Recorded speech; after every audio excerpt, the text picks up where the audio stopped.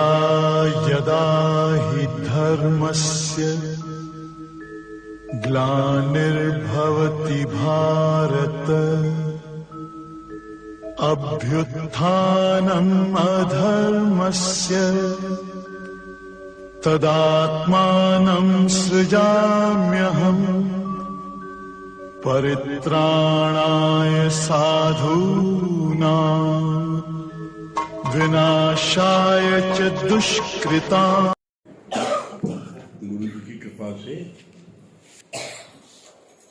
दादा भगवान के सिंधी डायरी में से ज्ञान और अज्ञान क्या है इसको खोजा गया है, इसका पॉइंट्स। और कल पॉइंट पढ़ा गया था 7वां नंबर पॉइंट कल पढ़ा गया था। भगवान को दूसरा समझना अज्ञान है, स्वयं में भगवान का दीदार ज्ञान है। कल ये पढ़ा गया था। आज 8वां नंबर ज्ञान और अज्ञान क्या है। 8वां नंबर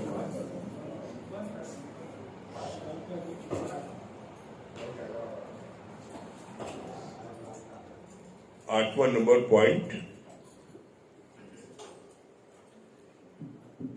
अज्ञान में द्वैत सदा बना रहता है। अज्ञान में द्वैत सदा बना रहता है। और ज्ञान क्या है? अद्वैत मत ही सच्चा ज्ञान है। अद्वैत मत ही सच्चा ज्ञान है। 8वां पॉइंट क्या बोला? अज्ञान में क्या होता है? सदा द्वैत बना रहता है। द्वैत बन क्या होता है? दूसरा देखना।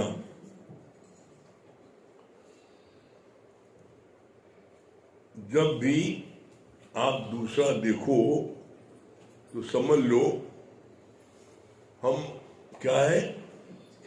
द्वैत में आ गए। द्वैत में दूसरा, और अपनी तुलना कुत्ते से करना। गुरु ने बोला दूसरा कुत्ता हमेशा देखता है। कुत्ता जो है उसके सामने आप एक हाथी का गोश्त रख दो, हाथी का पूरा, वो साल भर नहीं खा सकता। लेकिन अगर दूसरा कुत्ता कोई आ जाएगा तो भो भो कर उसको दूर भगा देगा, खाने नहीं देगा, उसको खाने नहीं देगा दूसरे कुत्ते को। तो बोला द्वैत दूसरा देखना ही अज्ञान है। एक्चुअल में दूसरा बना ही नहीं है, तो आप दूसरा देख क्यों रहे हो? गीता में ध्यान से आप देखो, पढ़ो, समझो तो गीता में भगवान कृष्ण ने क्या बोला है? एकहु श्याम बहुरूप धरो।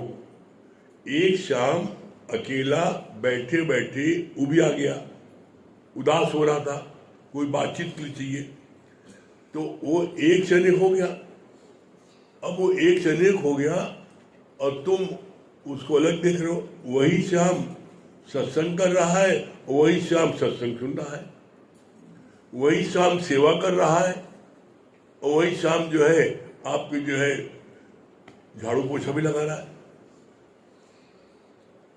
दूसरा देखने का मतलब है, बहुत ही गुरुजी ने बड़े कड़े शब्दों का इस्तेमाल किया है, दूसरा देखने में दूसरे का बेटा, ये गाली बकी है।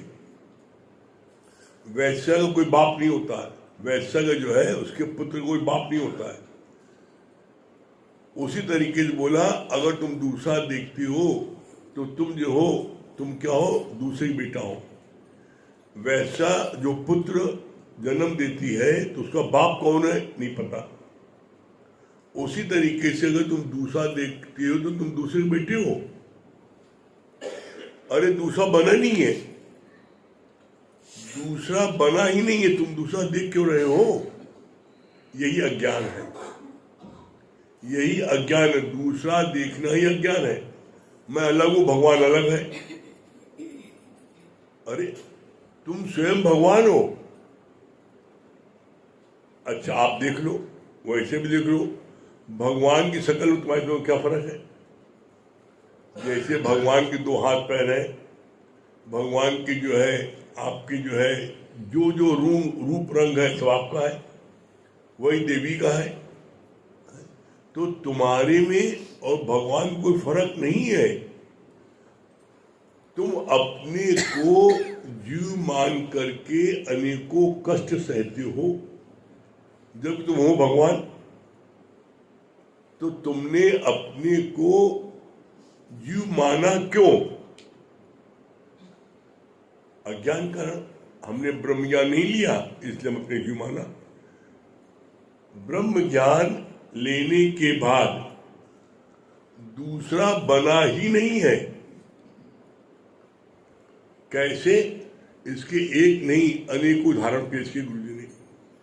पहला उदाहरण बोला, तुम मिट्टी है, मिट्टी से तुम हजारों लाखों चीज बनाते हो। मिट्टी से चिलम बनाते हो, मिट्टी से दिया बनाते हो, मिट्टी से सुराही बनाते हो, मिट्टी से घड़ा बनाते हो, मिट्टी से मकान बनता है, ईटा मिट्टी से बनता है, सब चीज मिट्टी से बनती है। उसी मिट्टी से शंकर जी की मूर्ति बनती है, उसी मिट्टी से हनुमान की मूर्ति बनती है, उसी मिट्टी से आप सब चीज बनती है। और जितनी चीज बनती है, अगर चिलम बनती है, हुक्का बनता है, तो आप कहते हो हुक्का है, ये चिलम है, आप बोलते हो। आप बोलते हो ये शंकर जी की मूर्ति है, हनुमान जी की मूर्ति है, बोल रहे हो। वही मिट्टी जो है घड़ा, जिससे तुम पानी पी दो, घड़े से पानी दे दो। हर चीज मिट्टी बनी है, और हर एक का नाम है, और हर एक का रूप अलग अलग है। उन सारे जितने आइटम बने हैं, चाहे चिलम बनाओ, चाहे सुराही बनी हो, चाहे घड़ा बनाओ, चाहे झंझर बनी हो, सब तोड़ दो तो क्या है? मिट्टी है। इसी तरीके से सोने से लाखों आइटम बनाते हो। तुम कान की बाली, नाक की बाली, हाथ की अंगूठी, कड़ा, जंजीर, कितने आइटम बनाते हो। और जो जो आइटम बनता है, कहते हो ये जो है ओम का लॉकेट है, ये जो है जंजीर है, ये अंगूठी है। तो हर चीज का नाम अलग है, हर चीज का रूप अलग है। अब सारे जितनी सोने की चीज बनी है, चाहे वो अंगूठी हो, चाहे ओम का लॉकेट हो, चाहे आपकी जो कड़ा हो, और चाहे चूड़ी हो, सबको गला दो, क्या है? नाम रूप कहाँ गया? इसीलिए कहा गया है नाम रूप नाश है और ब्रह्म का प्रकाश है। नाम रूप सब जाने वाले हैं। एक सिंपल सी बात समझ लो, जिस चीज में है लगा हो वो भगवान है। जो कभी नष्ट न हो, जो कभी बूढ़ा न हो, कभी बीमार न हो, कभी कुछ न हो, किसी प्रकार का कोई उसके में चेंज न हो, वो भगवान है। वो क्या है? शक्ति। अब शक्ति जैसे करंट, अब करंट के माध्यम से हमें पता लगता है कि पंखा चल रहा है, करंट आ रहा है, बत्ती जली है, करंट आ रहा है, माइक चल रहा है, करंट आ रहा है, सब पता लग रहा है। अब कोई घर में करंट दिखाओ, छू लो, देख लो अपने आप, छू लो, पहुंचो ऊपर। तो करंट को आप देख नहीं सकते। क्यों नहीं देख सकते? क्योंकि करंट एक शक्ति है। तो इसी तरीके से ब्रह्म एक शक्ति है। ब्रह्म को आप नहीं देख सकते, आप उसको महसूस कर सकते हो। जैसे शक्ति करंट की है तो राड चल रहा है, माइक चल रहा है, पंखा चल रहा है, लेकिन अगर करंट ना हो तो सब बंद हो जाएगा। इसी तरीके से जब भगवान की शक्ति रहती है तो दुनिया के जितने जीव हैं सब खाते पीते, हंसते, बोलते, रोते, गाते, दौड़ते, बैठते, सब करते हैं। और जब वही शक्ति उसका डिस्कनेक्ट हो जाती है, एक बात बड़ी माइनॉरिटी समझ लेना, बहुत बारीकी क्या है, शक्ति चाहे मुर्दा हो और चाहे जिंदा हो, शक्ति सब में रहती है, शक्ति कहीं जाती आती नहीं है, शक्ति हमेशा रहती ही रहती है।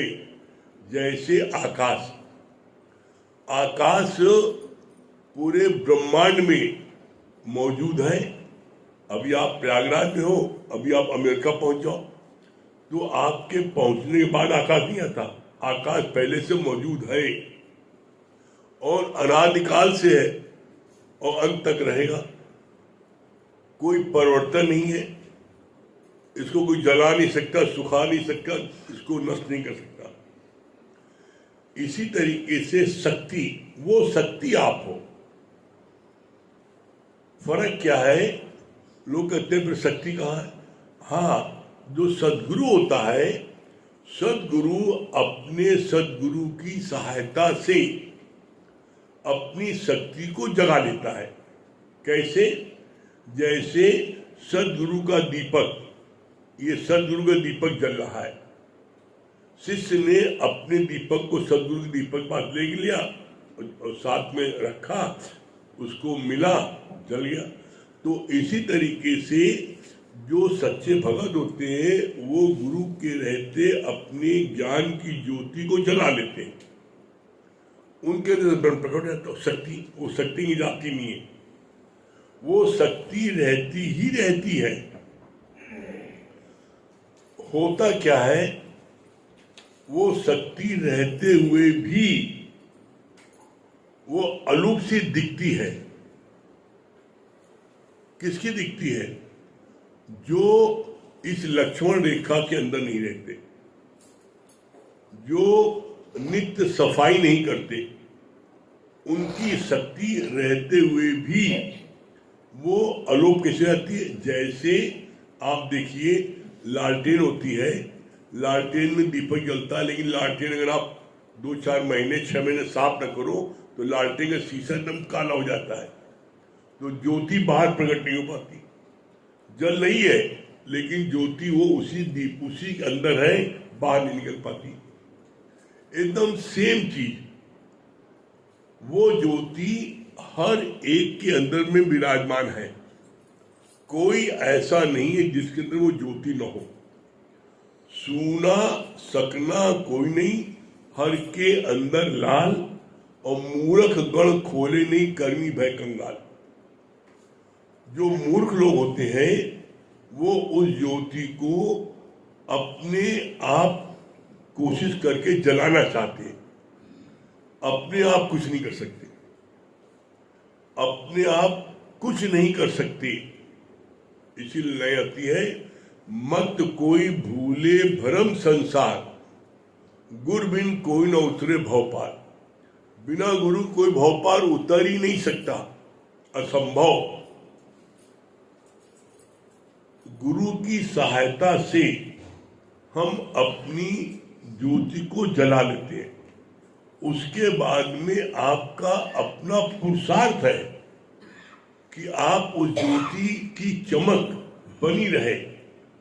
तो उसके लिए आपको नित्य उसको जो है सफाई करनी पड़ेगी। चिमनी की नित्य सफाई करोगे तो वो जो दीपक है वो लालटेन में से दूर तक प्रकाश देगा। तुम उसको सफाई नहीं करोगे, काली हो जाएगी, तो ज्योति उसी के अंदर रह जाएगी, बाहर नहीं निकली। जैसे आप अपने घर में देख लो, जो गिलास जिसमें आप पानी पीते हो, आप उसको रोज मांजते हो, वो गिलास, वो भगोना खूब चमचमाता है। और जो शादी के बर्तन है 2-4 साल बाद निकलते हैं, वो बर्तन वो कैसे काले कल उठे, उसमें चमक नहीं रहती है। इसी तरीके से जो नित्य ज्ञान में आता है, जो वचन गुरु के नित्य जो है अपने जीवन में लगाता है, सुनता है, तो उसके अंदर में चमक खूब बन जाती है, और चमक बन जाती है तो दूर तक दिखाई पड़ती है। और जो साल 6 महीने में शादी ब्याह वाला बर्तन है, तो उसकी चमक फिर देखो कैसी है, उसकी चमक नहीं होती है। तो इसी तरीके से जो सत्संग नित्य लेती हैं वो चमचमाते हैं, और उसका प्रमाण है, क्या प्रमाण है? रोज आप सत्संग लो तो रोज माने क्या होता है? गुलाब, गुलाब की तरह आप लालो लालो जाओगे। ये खास बात है, रोज सत्संग लोगे तो जो खूबी गुलाब में है वो खूबी आप पे आ जाएगी। गुलाब में खूबी क्या है? गुलाब लालो लाल है, खिला एकदम है, जो भी देख लो गुलाब बड़ा अच्छा लगता है देखने को। तो उसी तरीके से आपके चेहरे पर वो गुलाबी लाल लाल चेहरे पर आ जाएगी। दूसरे, गुलाब क्या है? बड़ा कोमल है, पंखड़ी बहुत कोमल है, वो इतनी कोमल है उसको हाथ में गुदगुदी होती है। तो उसी तरीके से ज्ञानी भी बड़ा कोमल होता है, वो किसी के कष्ट को देख नहीं पाता, एकदम कोमल होता है। तो बोला कोमल भी है। और फिर क्या है? गुलाब में खुशबू है। आप देख लो कहीं भी सदगुरु चला जाता है तो अपनी कैसी खुशबू बिखेर देता है, वो किसी को बुलाता नहीं ना, जैसी पता लगता है जिस मोहल्ले में चला जाता है पूरा मोहल्ला इकट्ठा हो जाता है, 5 मिनट कैसे खुशबू फैलती ना। तो इसी तरीके से जब तुम्हारी भी वो शक्ति जग जाएगी और वो उसकी चमक बनी रहेगी तो तुम भी गुलाब महकोगे, खुशबू दोगा, और क्या होगा? हर समय मुस्कुराता रहेगा, कभी चेहरे पर शकन नहीं आ सकती। तो क्या है? अज्ञान क्या है? दूसरा देखना, दूसरे का बेटा। और ज्ञान क्या है? ज्ञान है अद्वैत। अद्वैत में क्या होता है? हर तरफ अपना ही आप देखना। कैसे? जैसे तुम जानवरों सीखो भाई, जैसे चींटी, चींटी अपना आप देखती है। अभी आप यहां पर सिर्फ एक बूंद सीरा टपका दो, जलेबी का तुम एक बूंद सीरा टपका दो, देखो 50 चींटियां आ जाएंगी। वो चींटियां एक दूसरे को काटने दौड़ाती नहीं ना, कुकरू जो हो नहीं करती। अब कुकरुआ जो है वो एक हाथी का गोश्त उसको दे दो खाने को तो पूरा जन्म नहीं खा पाएगा, लेकिन अगर अकेला खा रहा हो, कोई दूसरा कुका आएगा, जब तक भगा नहीं देगा उसको खाएगा नहीं। इसका सिद्धांत क्या है? इसका सिद्धांत यह है, इसी तरीके से जो भी व्यक्ति दूसरा देखता है वो कुकुर की तरह परेशान रहता है, न खुद खाता है, खाएगा भी नहीं और न खाने देगा। जो दूसरा देखता है वो खुद भी दुखी रहता है और दूसरों को दुखी करता है, और जो अपना आप देखता है वो हर समय अपनी मस्ती में रहता है, प्रसन्नचित्त रहता है, और जिसके जिसके संपर्क में आता है उसको भी मस्ती और आनंद मिला देता है। अब बताओ क्या करोगे? सबको मस्ती में आनंद में लाओगे कि सबको जो है सताओगे?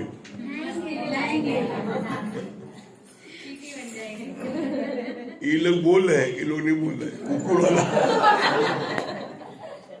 कुकुर कुकरिया।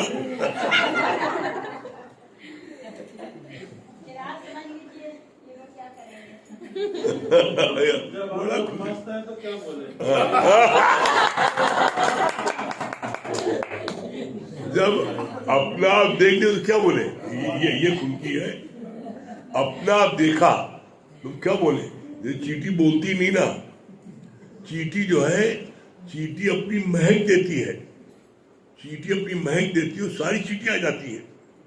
देखिए आप कभी कमाल सीखो, आप एक छोटे जानवर सीखो। चींटी जो है अगर सीरा जानवर पड़ा हो तो वो अपना खाती है और अपनी महक, अपनी सुगंध, अपनी उससे सबको बुला लेती है।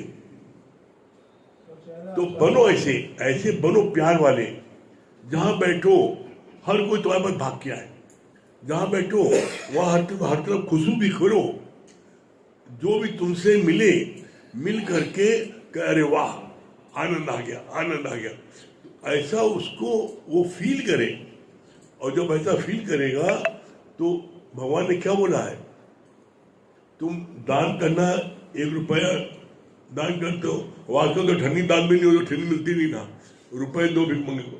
अरे भगवान बोलते हैं तुम अगर किसी को अपने किसी उससे हंसा दो, मुस्कुरा दो, एक मोतियों का थाल दान है। आप अपने किसी भी कार्य से हंसा दो तो एक थाल मोतियों का दान है। अब आप जो है अगर कोई चीज, हम तो कभी देखते हैं इतना अच्छा लगता है, लाई चनाई ले लिया 10 रुपए का और 10 लोगों ने खाया, और एक जो है जो कंजूस है वो जो है पता लगा 100 रुपए की लेगा लेकिन किराया छुप गिरा खाए, कोई देखने न पाए। तो देखो कौन सी प्रकृति है। प्रकृति तुम्हारी ये है, अरे तुम 10 रुपए की लाई चना ले लो और 20 लोग बैठ खा लो, जो है उसमें प्यार से मिल बांट करके उदासीत होकर के आप करोगे तो देखो आपको आनंद की प्राप्त होगी। जब आपको आनंद की प्राप्त होगी अगले प्राप्त होगी, और यही जो है यही सबसे बड़ा निष्काम है। तो अब निष्काम करोगे, कार्य में लगा ही दिया।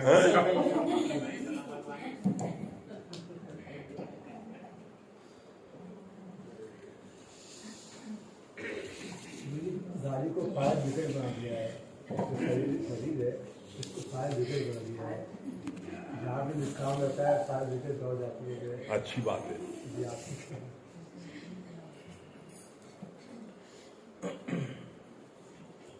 सभी प्रेमी मोहल्ले में देखिए गुरु जी पे बात चल रही थी,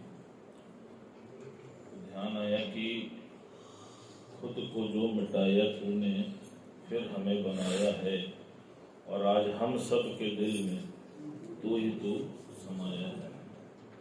आप देखो आप सब के अंदर वो सारी शक्तियां विद्यमान हैं, सिर्फ उसको प्रकट करने के लिए गुरु ने अपने गुरु का सानिध्य पाके अपने अंदर से वो सारी शक्तियों को प्रकट कर दिया, और आप अभी जिज्ञासु अवस्था में उन शक्तियों को प्रकट कर रहे हो।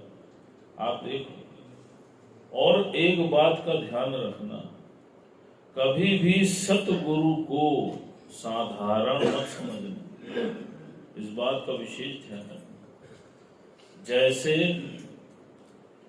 जो कुछ तुमको परमात्मा भी नहीं दे सकता, वो भी अगर गुरु के मुख से निकल गया तो तुमको मिल सकता है, गुरु जी ने बोला है। जैसे एक बार नारद जी भ्रमण करते करते पृथ्वी लोक पे आ पहुंचे, और वहां पर उन्होंने एक गृहस्थ को बहुत परेशान हो पाया। उस गृहस्थ को परेशान देखकर नारद जी के मन में करुणा आई, और उन्होंने उससे पूछा क्या बात है भाई। उसने बताया कि महाराज मुझे संतान नहीं हो रही, जिसके लिए मैंने जप तप यतन अनुष्ठान सब कर डाला, फिर भी मुझे अभी तक संतान नहीं हुई। कहा आप तो ईश्वर के बहुत करीब हैं, आप ही मेरी कुछ मदद करिए, कृपया ईश्वर से पता करिए। तो नारद जी के मन में करुणा तो थी उसके प्रति, तो नारद जी बोले ठीक है, मैं भगवान विष्णु से पूछ के तुमको बताता हूं। वो भगवान विष्णु के पास गए और उनसे पूछा उस गृहस्थ के बारे में। तो भगवान बोले कि इस जन्म तो छोड़ो, इसको 7 जन्मों तक संतान का सुख नहीं। अब जब नारद जी वहां से लौटे तो उन्होंने उस गृहस्थ को ये बात बताई कि भगवान ने बताया है कि तुम इस जन्म तो छोड़ दो, तुमको 7 जन्मों तक संतान का सुख नहीं मिल सकता, तुम्हारे भाग्य में नहीं। अब वो बेचारा और दुखी हो गया और निराश हो गया, मायूस हो। उसी समय उस गांव में एक त्यागी वैरागी संत आ। अब उसका भाव तो बड़ा रहता था संतों के प्रति, और वो भूख से व्याकुल भी थे। तो उसने उनको 3 रोटियां खिलाई, और संत ने प्रसन्न होकर के उस गृहस्थ से बोला, कुछ मांग लो। अब उसको तो संतान ही चाहिए थी। उसने बोला कि प्रभु, मुझे संतान की आवश्यकता है, अगर कुछ देना चाहते हैं तो मुझे संतान दे दीजिए। अब आप देखो, वो एक संतान के लिए परेशान था। उस त्यागी वैरागी संत ने चूंकि 3 रोटी खाई थी तो उसको 3 संतान का आशीर्वाद दे दिया, और कुछ समय के बाद उसको 3 संतान हो गई। अब समय बीतता गया। कुछ समय के बाद जब नारद जी पुनः धरती पे आए तो उस गृहस्थ को उन्होंने उन 3 संतानों के साथ खेलता हुआ पाया। अब वो बहुत अचंभित हुए, ये कैसे हो गया। अब ये देख के वो भाग ही रहे थे, तब तक उस गृहस्थ ने नारद जी को देख लिया और उनसे बोला, कहा तुम तो कहते थे कि मुझे संतान नहीं होगी, भगवान से पूछ के आए हो, ये कैसे होगी। अब नारद जी बड़ा व्याकुल कि भगवान ने कहा था कि नहीं होगी, उसके बाद इसको कैसे होगी। अब वो भागे भगवान विष्णु के पास। अब भगवान तो अंतर्यामी है, वो तो सब लीला समझ रहे थे। जैसे ही नारद जी वहां पहुंचे तो भगवान दर्द से व्याकुल होकर रुदन करने लगे और तड़पने लगे। नारद जी हैरान, कहा क्या बात है। कहा मेरे सीने में बहुत अधिक दर्द हो रहा है, कोई मेरा भक्त अगर अपना कलेजा काट के मुझको दे दे तो ये दर्द दूर हो सकता है। अब नारद जी फिर भागे, कौन भक्त को ढूंढे जिसका कलेजा लाए। किसी के पास पहुंचे तो जिसके पास भी पहुंचे वो कहे तुम भी तो भक्त हो, तुम क्यों नहीं काट के दे देते। अब वो सोचे अच्छा है तुम फंस गए। ऐसे करते करते वो कई भक्तों के पास गए, लेकिन सब ने उनको एक ही उत्तर दिया कि तुम भी तो भक्त हो, अर्थात किसी ने अपना कलेजा नहीं दिया। अंत में वो जो त्यागी वैरागी संत था वो नारद जी को रास्ते में मिल गया। नारद जी ने सारी बात उस संत को बताई। जैसे ही उसको पता चला उसने नारद जी से बोला कि प्रभु मुझको तुरंत आप भगवान के पास ले चलिए। और जैसे ही वो भगवान के समकक्ष गया उसने कहा प्रभु अगर मेरा कलेजा देने से आपका दर्द निवृत्त हो सकता है तो आप तुरंत मेरा कलेजा ले लीजिए, मैं अपने को बहुत भाग्यशाली समझूंगा। भगवान तुरंत नॉर्मल मुद्रा में आ गए, मुस्कुराए और क्या बोले, कहा देखा नारद, कहा ऐसे ही त्यागी वैरागी संत किसी नपूत को पूत दे सकते हैं, मेरे तुम्हारे जैसा नहीं दे सकता। अब आप सोचो वो त्यागी वैरागी संत कौन है, वो तुम्हारा सतगुरु। आप देखो जो परमात्मा भी नहीं दे पाया वो सतगुरु ने दे के दिखाया। आप देखो उदाहरण है, जो सतगुरु के मुख से निकल जाता है वो देख लो जीवन में चरितार्थ हो जाता है। अपने सत्संग में उदाहरण है, जीता जागता श्याम भैया, हृदय का ऑपरेशन के लिए डॉक्टर ने बोल दिया था, सिर्फ गुरु जी का दर्शन करने गए थे। गुरु ने क्या कहा, जाओ तुमको कुछ नहीं हुआ, जाके छोला भटूरा खाओ। अब जिसको पेस मेकर डॉक्टर ने बोला हो उसका दिल तो वैसे तेज धड़कता रहता है, कब पंपिंग बंद हो जाए आप सोचो। लेकिन गुरु जी ने बोला कि जाओ छोला भटूरा खाओ, और उन्होंने विश्वास रख के खाया और सचमुच क्या पाया, उनका बीमारी दूर हो गई। दूसरा उदाहरण देख लो, जैसे कई बार बात चली भीमताल की। गुरु जी भीमताल में बैठे सत्संग कर रहे थे, उसी समय बहुत घने बादल छाए और ऐसा लगा कि बहुत मूसलाधार बारिश होगी। सारा सत्संग उखड़ने लगा। गुरुजी ने देखा, उन्होंने क्या बोला? उन्होंने कहा बैठे रहो, कुछ नहीं होगा, सत्संग होता रहे। और जैसे ही सत्संग खत्म हुआ, सब लोग हाल में आए हैं, उसके बाद ही बारिश हुई है। अब आप देखो, सतगुरु के मुख से निकली हुई एक एक वाणी आप जान लेना, उसको साधारण मत मान लेना। गुरु साधारण नहीं है। गुरु ने अपनी शक्तियों को प्रकट करके वो असाधारण हो गया। और जो गुरु को साधारण जानता है, आप देख लो, वही जीवन में दर दर की ठोकरें खाता है। इसीलिए क्या बात चलती है? कुछ न बिगड़ेगा तेरा सतगुरु शरण आने के बाद, और हर खुशी मिल जाएगी चरणों में झुक जाने के बाद।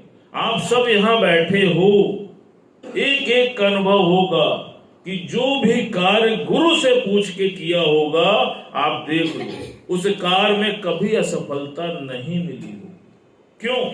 क्योंकि गुरु के मुख से जो निकल गया, फिर उसको परमात्मा भी नहीं काट सकता। आप देखो, तो इसलिए कभी भी गुरु को साधारण मत समझना, और हमेशा गुरु की बात को मनमना भाव से मानने की कोशिश करना। मानोगे? आप पुत्र के चक्कर में ना मानना।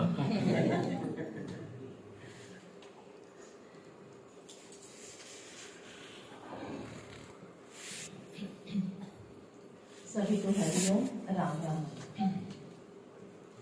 तेरा हाथ जिसने पकड़ा, वो रहा न बेसहारा।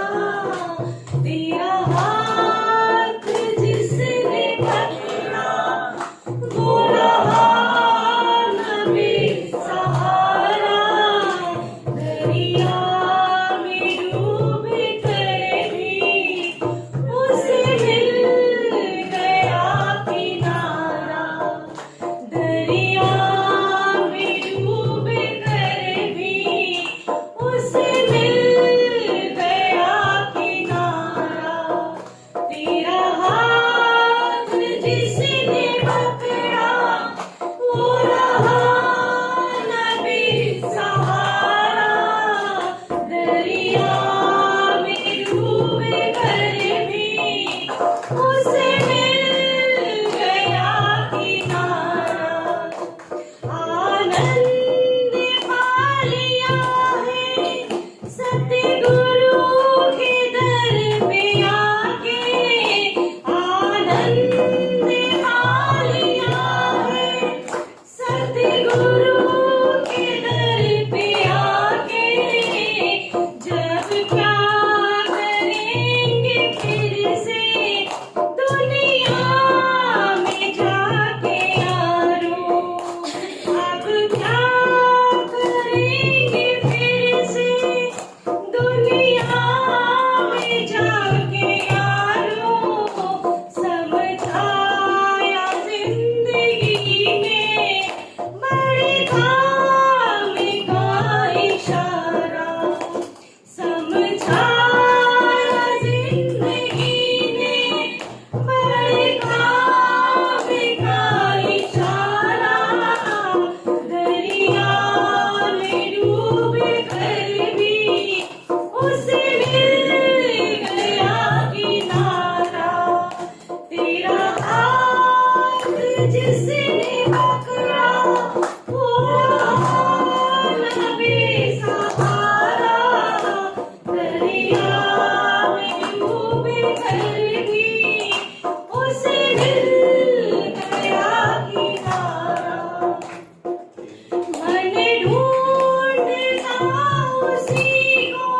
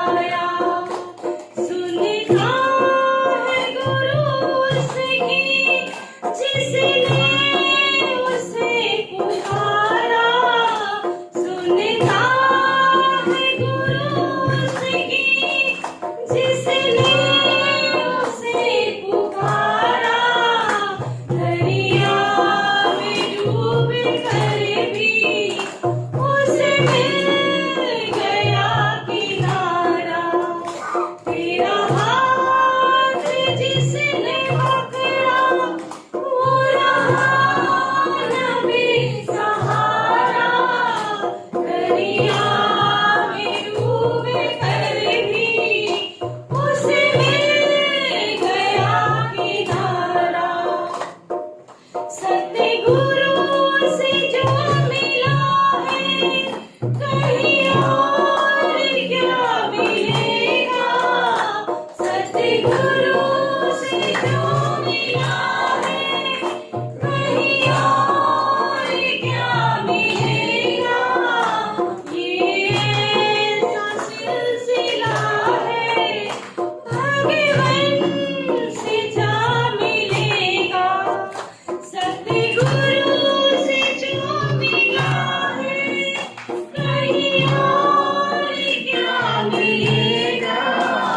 ये ऐसा सिलसिला है, भगवान से जा मिलेगा। डूबा जो प्रेम सागर, मिलता उसे किनारा। डूबा जो प्रेम सागर, मिलता उसे किनारा। दरिया में डूब कर भी उसे मिल गया किनारा।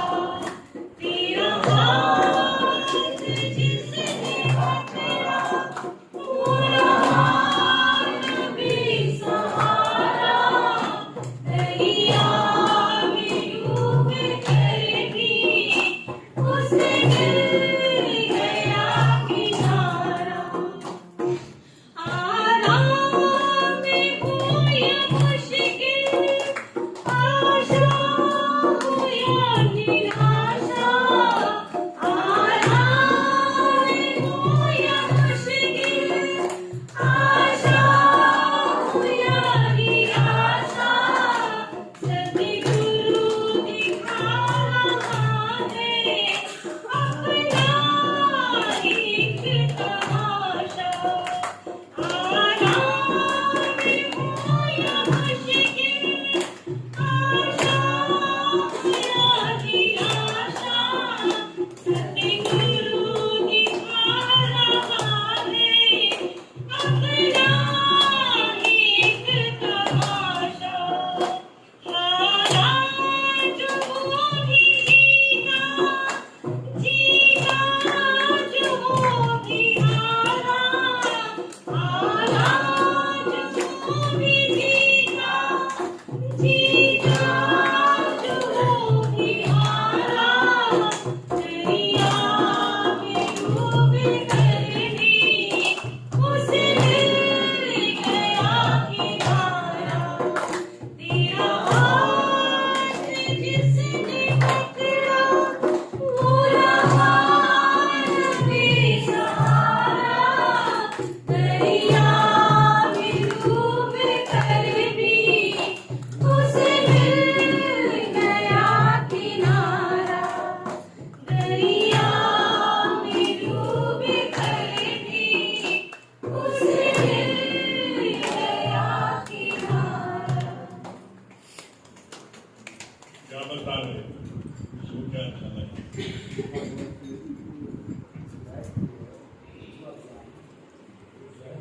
हुआ था, अब जो आप हुए थे नहीं किया। और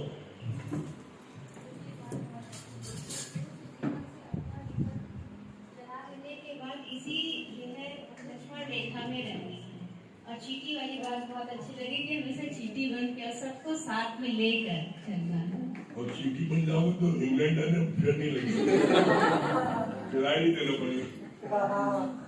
हाँ, और क्या बोलूं, आज संगीता रानी आज जो है बहुत ही खुशी बात है। अभी तुम ध्यान आया संगीता जी करके, संगीता की बिटिया रानी भूमि सत्संग शुरू ले रही है। पूरे स्कूल में टॉप किया है, आज रिजल्ट आया। पूरे स्कूल में टॉप किया। हाँ, ये जो है देखो, ये फल है बच्चों को बचपन से सत्संग लेने का। सत्संग बचपन से ले रही है, आज बताया सरिता ने बोल करके कि स्कूल टॉप किया है। तो बच्चे लोगों के लिए जो है उनकी कोई सीख है, और जो बच्चे इस ज्ञान को ले लेंगे गारंटी वो टॉप करेंगे। क्यों?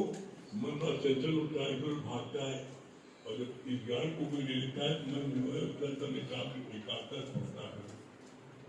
कौन होता है, क्या बताएंगे? बहुत अच्छा भैया ने बताया कि कुछ ना बिगड़ेगा तेरा, सब कुछ शरण आने के बाद और हर खुशी मिल जाएगी कर्मों में जाने के बाद।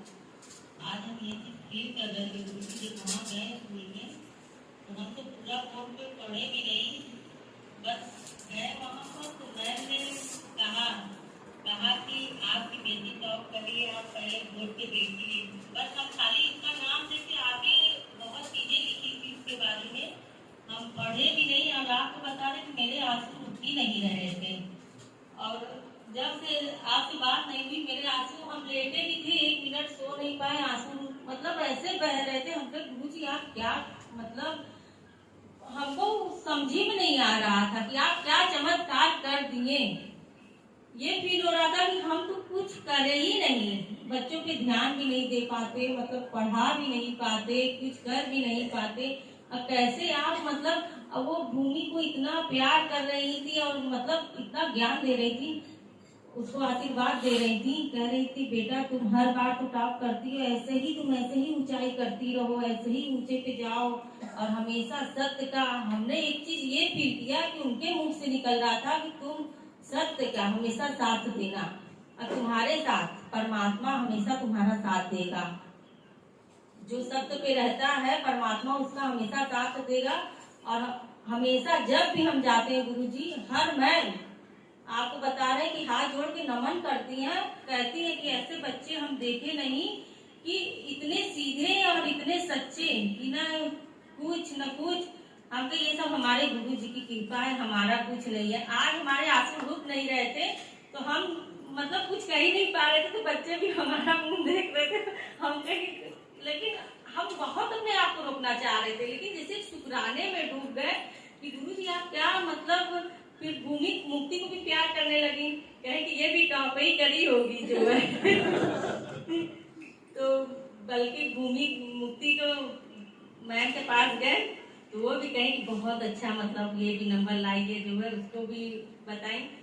तो मतलब इतना खुशी हुआ, इतना मतलब शुक्राना निकल रहा था। आज हम देखते हैं कि हर मैम हर कोई इतना प्रेम करता है, तो सिर्फ गुरु की बदौलत, आपकी बदौलत देख हम गुरु के बन गए, तो कैसे सारी सृष्टि प्रेम कर रही है। नहीं तो हमको कौन जानता था, जैसे कहते ना, मुझे कौन पूछता था तेरे मिलन से पहले, मैं एक बुझा हुआ दिया था तेरे मिलन से पहले। और भी बच्चे हैं और भी माँ बाप हैं, लेकिन कौन जानता था। आज एक हम देखते हैं कि वहाँ एक चपरासी है या कोई भी है, हर कोई जानता है भूमि मुक्ति, भूमि मुक्ति, भूमि मुक्ति, हर किसी की लव, हर कोई, मतलब कौन, ये गुरु ही तो नाम करवाने वाला है, कौन करने वाला है। तो आज हमको यही सोच करके मतलब हम कहे आंसू रुक ही नहीं रहते। हमके जब से हम गुरु जी से लग रहा है ये आंसू रुकेंगे नहीं जब तक गुरु जी से बात, मन में बार बार आ रहा था कि गुरु जी आराम कर रहे होंगे, फोन करे ना करे कर। हम कहा ये आंसू रुकेंगे नहीं, अभी सत्संग में भी बैठा है, ऐसे ही आंसू गिरते रह जाएंगे तो सत्संग भी नहीं कर पाएंगे। तो हमने कहा गुरु जी से बात कर। आज ये चीज फील हुआ कि जब आपसे बात कर लिए गुरु जी, तभी हमारे आंसू रुके भी।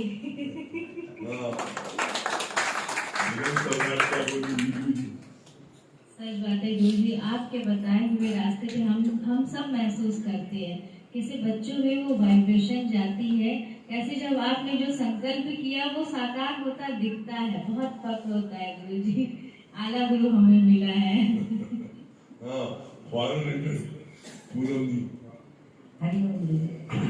बहुत अच्छा बताया ना, जो सदगुरु को जो है भगवान ना समझे वो जन्म जन्म हो विश्वास, बहुत अच्छी है।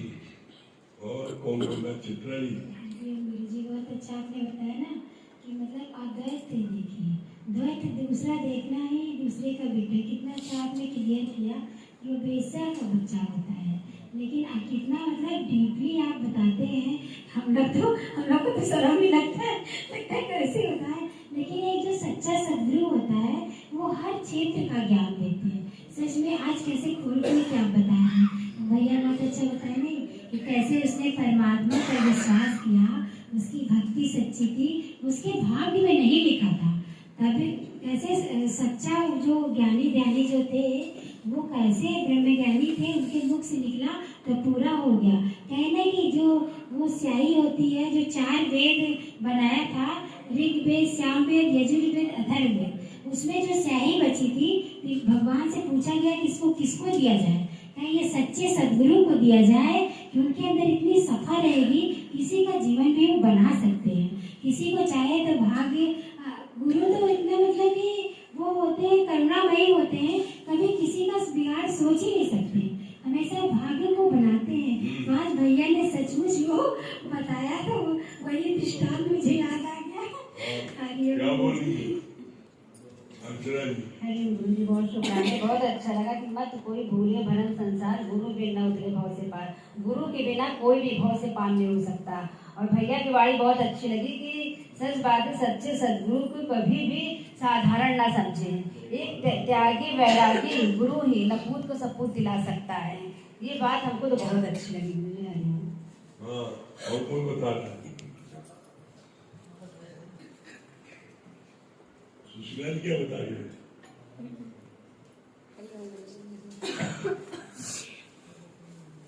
बहुत अच्छी बात लगी। दूसरा देखना ही अज्ञान है। और जैसे भैया ने बताया कि सच में ये तो महसूस होते हैं कि भगवान क्या देते जो गुरु दिया है।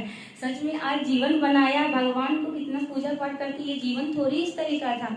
आज गुरु जीवन में आया तो सब कुछ सरल हो गया है, आज जीने की कला हो गई। सच में जो भगवान ने दिया वो गुरु हमें दिया है।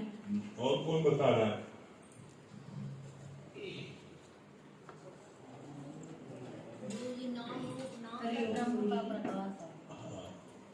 हाँ, क्या बोलिए? कल्पना जी, अरे वाह।